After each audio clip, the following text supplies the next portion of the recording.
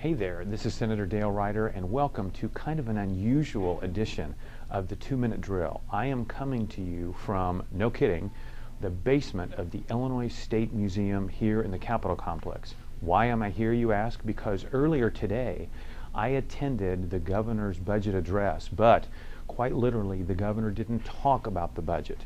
So traditionally, in the hour or two after the governor delivers his budget address, his staff presents a budget briefing for the press. So we decided, we weren't told we couldn't come, so we decided to come.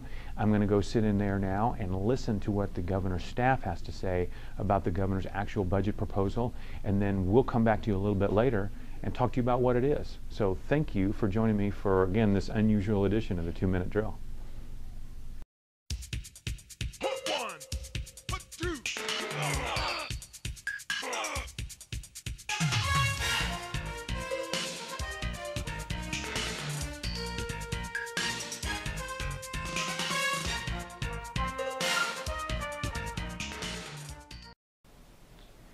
Hello, this is State Senator Dale Ryder. I'm back in my Capitol office after having listened to the governor's briefing about the details of his budget, and the news is not good.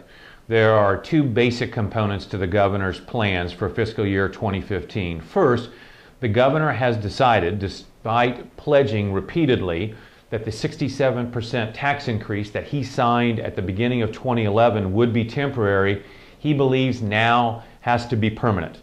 That tax increase, which has taken in $26 billion in new money over the last 3.5 years, and which was pledged, according to him and others, to pay down our backlog of bills, stabilize our budget, including education funding, and revitalize our economy, has done none of those.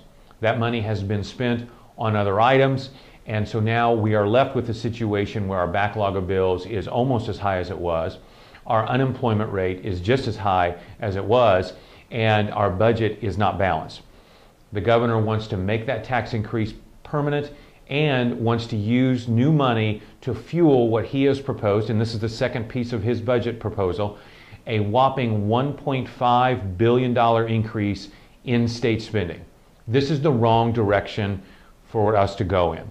We know that the private sector flourishes when government restrains itself, when it pulls back, when the tax burden is lowered. The governor believes that prosperity for you and I, the rest of the people in my Senate district and all across the state, can only be achieved by pulling more and more and more money out of your pocket and making government larger and larger and larger.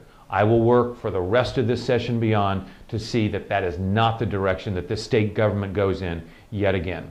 Thanks again for joining me on another edition of the 2-Minute Drill. Have a terrific weekend.